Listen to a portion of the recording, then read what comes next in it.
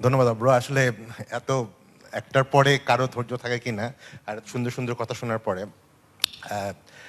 আসলে আমি একটু মানে প্রায় গত 2 ঘন্টা কথা শুনছিলাম তো একটা মানে অফকোর্স যেটা জাইমাও বললো একটা ধরনের ফ্রাস্ট্রেশনের একটা ফিল দেখি, হ্যাঁ, উইচ ইজ ওকে।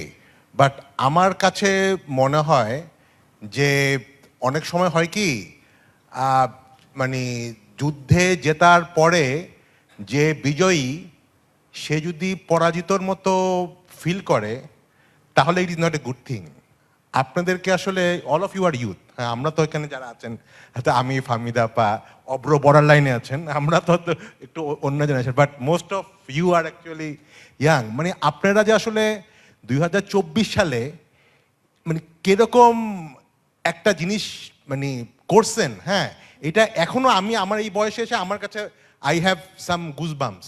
আমাকে মানে 24-এর 25-এ সরি 5ই অগাস্ট সকালে একজন বলছে হোয়াট ডু ইউ থিঙ্ক কি হবে, হ্যাঁ, আমি বলছি কিছুই হবে না, যে 5,000 লোক মারতে পারে সে 50,000 লোকও মারতে পারে, হ্যাঁ।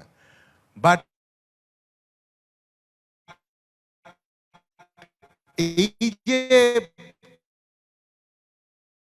এইটা এটা আসলে একটা যেটা বলে না ইংরেজিতে একটা কথা আছে সুরিয়াল, তো এই সুরিয়াল মোমেন্টটাই আপনারা ইউ হ্যাভ এক্সপিরিয়েন্সড এবং আমরা সবাই এক্সপিরিয়েন্স করছি। আপনারা আসলে কি পরিমাণ মানে একটা বিজয় নিয়েছেন আমার ধারণা এটা আপনারাও রিয়েলাইজ করেন না।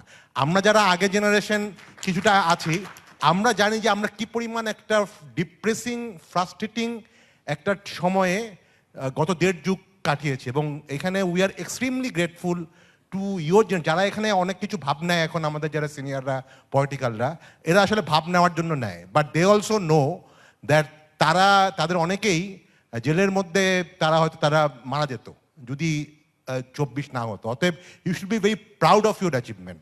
অতএব এই ক্ষেত্রে আপনারা যে মানে ফ্রাস্ট্রেশনটা সেটা আসলে আমি মনে করি আরেকটু কমিয়ে পজিটিভ যেটা এনসিপিকে ক্রিটিসাইজ করেন নো প্রবলেম, কিন্তু why all things needs to be done by NCP আপনাদের কেউ মানা করে নাই, তাই না? You form your own platform or what ever.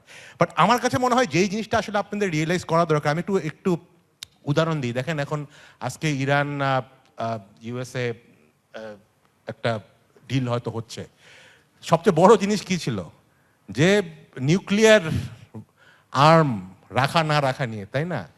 2024-এ আপনারা দেখিয়েছেন যে আমাদের সোসাইটিতে you are the nuclear deterrent. Nuclear deterrent বলে কিন্তু একটা জিনিস আছে, নিউক্লিয়ার কিন্তু খুব ওই হিরোশিমার পরে কিন্তু নিউক্লিয়ার ব্যবহার হয় নাই, কিন্তু প্রতিটা স্টেট প্রতিটা মিলিটারি জানে যে অন্য পক্ষের যদি নিউক্লিয়ার অপশন থাকে that gives them a huge মানে স্ট্র্যাটেজিক বেনিফিট। ইউথরা আপনারা বেসিক্যালি আমাদের সোসাইটির একটা নিউক্লিয়ার ডেটারেন্ট। যে কোনো পলিটিক্যাল পার্টি যাই করুক না কেন তাদের at the back of the mind কিন্তু জানে যে একটু আগে মেরিন যেটা বললো যে যখন তখন এই ছেলেপেলেগুলো কোনো কারণ ছাড়াই রাস্তায় নেমে যাবে অ্যান্ড দে ক্যান অ্যাকচুয়ালি মানে এটা কিন্তু শেখ হাসিনা বুঝে নাই, শেখ হাসিনা বুঝলে এরকম করতো না। বাট এখন যারা আসছে তারা ভুলেও যাবে, এটাও ঠিক যে তারা খুব তাড়াতাড়ি ওভার কনফিডেন্সের জন্য ভুলে যাবে। এই যে দেখেন কয়দিন আগে ইন্ডিয়াতে কি ককরোচ পার্টি আপনাদের মতো যারা, হ্যাঁ, আপনি কি মনে করেন না যে মানে ইন্ডিয়ান ইস্টাবলিশমেন্ট একটু কনসার্ন, ওরাও জানে যে কিছু হয়তো হবে না কিন্তু অ্যাটলিস্ট একটা কনসার্ন তো আছে। তো আমার কাছে মনে হয় যে আপনাদেরকে আসলে বুঝতে হবে যে আপনাদের পাওয়ারটা, ইউথরা যদি মনে করে আমাদের পাওয়ার নাই তাহলে কিন্তু সমস্যা। আপনাদেরকে পাওয়ারটা বুঝতে হবে এবং এই পাওয়ারটা যে সবসময় মানে এমপি হয়েই এক্সার্ট করতে হবে এই ব্যাপারে আমার আপত্তি আছে। হ্যাঁ, এই দেখেন এই পরশুদিন বাজেট হলো না, বাজেট হওয়ার ওই সব মানে গত সপ্তাহে বাজেট হওয়ার সময় কিন্তু ফাইন্যান্স মিনিস্টার বা মানে ফাইন্যান্স সেক্রেটারি মাথায় চিন্তা করে যে আজকে যারা অর্গানাইজার সিপিডি ফাহমিদা আপা কি বলবে বাজেটের পর দিন 24 ঘন্টার পরে কি ক্রিটিসিজমটা করবে, হ্যাঁ, দে আর অ্যাফ্রেড অফ সিপিডি। অতএব মানে ফাহমিদা আপা তো আর মন্ত্রী না বা ফাহমিদা আপা তো বা সিপিডি তো মানে গভর্নমেন্ট চালায় না, কিন্তু সিপিডির মতো সিভিল সোসাইটি কি বলবে কালো টাকা সাদা করার ব্যাপারে কি তাদের অপিনিয়ন হবে, that they actually care. So আমার পয়েন্ট হচ্ছে আপনারা যারা ইউথরা যে একটা এত বড় একটা মানে আমি শুধু সরকার বলবো না, আপনাদের এখানে ভুলে গেলে চলবে না, এই সরকারের পিছনে কিন্তু ওয়ার্ল্ডের one of the important super power was behind that. ওদেরকে পর্যন্ত আপনারা সরাই ফেলতে পারছেন। অতএব this is something that you need to realize আপনাদের শক্তিটা। তো সেই জায়গাটা থেকে আমি আসলে বলবো, মানে খুব বেশি সময় নাই, কারণ অনেক কথা আসছে, political career, youth thinking radicals, হ্যাঁ। তো এই জিনিসটা আসলে আমার কাছে মনে হয় যে মানে একটু আগে মুশফিকও বলছিল যে আসলে আমাদের পলিটিক্যাল ইকোনমি পার্সপেক্টিভে বর্তমানে যেই সিস্টেমটা আছে, এই constituency based system, first past the post system, যেখানে আমরা 300 আসন সিলেক্ট করেছি, প্রতিটা আসনে একজন লোক হবে, সেই ক্ষেত্রে আপনারা এই প্যাট্রোনেজ পলিটিক্স যেটা আমরা বলি সেটা আসলে হবেই। এখন আমরা যতই বলি না কেন কোন মন্ত্রী বা কোন এমপি 30টা গরু জবাই দিল না, কয়টা গরু জবাই দিল, মানে 27টা, হ্যাঁ। বাট এখানে আমরা মিডিয়াতে অনেক কিছু বলতে পারি, বাট আপনার ওই এরিয়াতে যান, দেখবেন দে অ্যাকচুয়ালি কম্পেয়ার আমার এই এমপি সাহেব কয়টা দিছে আর অপোজিশনের লোক কয়টা গরু জবাই দিছে, হ্যাঁ। এই যে লোকাল হ্যাডম, এই হ্যাডমটা কিন্তু ইজ এ রিয়েলিটি।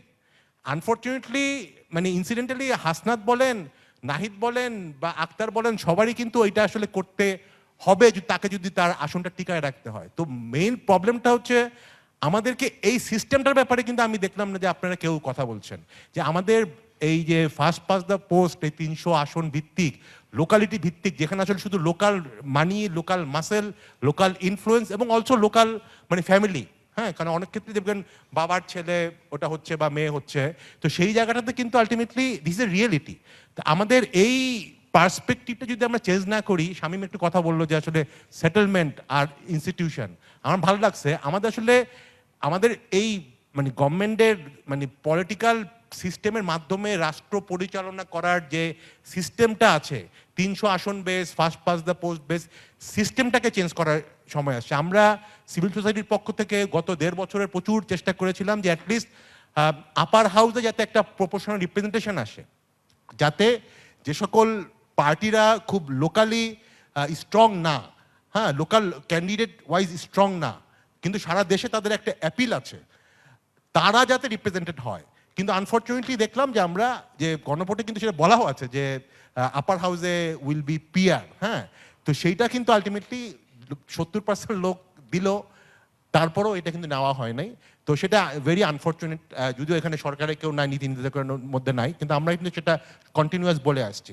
আমি ব্যক্তিগতভাবে মনে করি এইটাও আসলে সলিউশন হবে না, আপার হাউসেও পিয়ার দিয়ে সলিউশন হবে না, লোয়ার হাউসেও ফুল অর পার্শিয়াল পিয়ার হতে হবে। ইউরোপের অনেক কান্ট্রিতে, জার্মানিতে there is a lower house PR, even নেপালের মতো কান্ট্রিতে there is a lower house PR, partial PR at least. তখন যেটা হবে, প্রচুর দেখবেন পার্টি যারা আছে, যারা একটা আইডিওলজি, কোনো একটা স্পেসিফিক আইডিওলজি নিয়ে পার্টি করে, সে ফর এক্সাম্পল ফিমেল, বাংলাদেশে আমি মনে করি সবচেয়ে টাইম দরকার এখন যে একটা ফিমেলদের সেন্ট্রিক, ফিমেল ইস্যু নিয়ে একটা পার্টি তৈরি করা, এবং তারা সারা বাংলাদেশের ফিমেলদেরকে বলবে যে মেইন স্ট্রিম পার্টিগুলো তোমার এই জিনিসগুলো সলভ করতে পারছে না, আমরা এটা করব। এখন সেই পার্টি কিন্তু কোনো একটা আসন জিতে আসার কোনো সম্ভাবনা নাই, কিন্তু সারা দেশ থেকে কিন্তু তারা দেখা যাবে যে 5%, 10% বা 15%। আপনারা জানেন গ্রিন পার্টি, জানেন ইউরোপে গ্রিন পার্টি কিন্তু প্রথম দিকে খুব মানে ছোট ছিল, এবং গ্রিন পার্টির কনসেপ্ট কি ছিল, তারা কিন্তু একটা সোশ্যাল মুভমেন্ট থেকে আস্তে আস্তে পলিটিক্যাল পার্টি হয়েছে। এখন তারা ইউরোপের অনেক কান্ট্রিতে they are actually part of the government.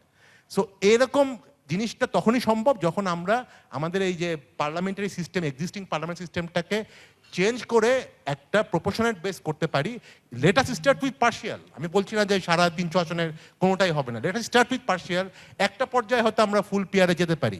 এবং ইন্টারেস্টিংলি বাংলাদেশের এখন এটা হলে আবার অনেকে বলবে যে না আমরা একটা মানে একটু রাইটিস্ট একটা পার্টির পক্ষ হয়ে কথা বলছি, কিন্তু ইউ নো হোয়াট, বাংলাদেশে প্রথম পিয়ার কনসেপ্টটা বা এই ডিমান্ডটা করেছিল কিন্তু বাংলাদেশের লেফট প্রোগ্রেসিভ পার্টিগুলো, হ্যাঁ। সিপিপি থেকে শুরু করে অনেক লেফট পার্টি কিন্তু এই জিনিসটা করেছিল, এখন তারা সামহাও এটা খুব একটা পুশ করে না।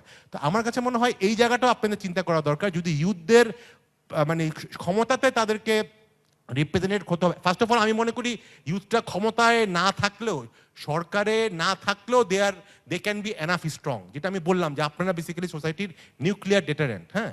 বাট যদি ক্ষমতায় আসার সুযোগ তৈরি করতে হয়, বাংলাদেশের এই ফার্স্ট পাস দ্য পোস্ট সিস্টেমে এইবার হয়তো এনসিপি 6টা আসন পেয়েছে, মানে তারা ভালো করলেও ম্যাক্সিমাম হয়তো 10টা-15টা আসন পাবে, বাট মানে সরকার গঠনের করার মতো কিন্তু আমি আসলে আজ থেকে I wish they can, but আজ থেকে অ্যাটলিস্ট 10-15 বছরের মধ্যে এই সম্ভাবনা দেখি না, বিকজ পলিটিক্যাল স্পেসে ওই লোকাল প্যাট্রোনেজ বা এই এফটিপি সিস্টেমে আসলে ইট ইজ টু স্ট্রং।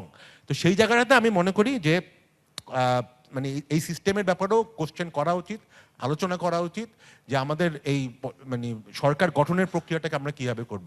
আরেকটা জিনিস আমি শেষ করি, যে দেখেন আপনারা মানে এনসিপি নিয়ে অনেক কথা আছে, আমরাও অনেক ক্ষেত্রে অনেক ক্রিটিসাইজ করি, বাট আপনি চিন্তা করেন গত যদি 2 থেকে 3 মাস যদি দেখেন মিডিয়াতে বলেন, শুধু সোশ্যাল মিডিয়াতে না, একটা মেইন স্ট্রিম মিডিয়া থেকে শুরু করে সব জায়গায় যদি দেখেন বাংলাদেশে 3টা পলিটিক্যাল পার্টি আছে এখন, সরকারি দল, আরেকটা জামাত ইসলাম, আরেকটা হচ্ছে এনসিপি, মানে প্রধান 3টা দলের মধ্যে।